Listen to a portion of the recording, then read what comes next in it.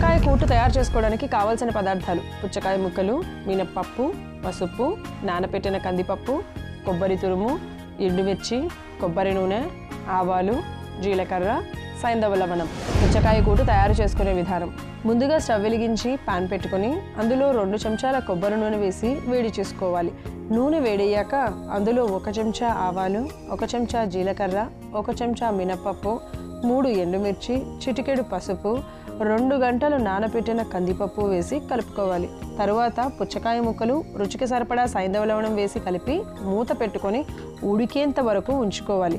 మిశ్రమం బాగా ఉడికాక 1 కప్పు పచ్చి కొబ్బరి తురుము వేసి కలుపుకొని స్టవ్ ఆఫ్ చేసి సర్వింగ్ బౌల్లోకి తీసుకుంటే ఎంతో రుచికరమైన మరియు ఆరోగ్యకరమైన పుచ్చకాయ కూటు రెడీ.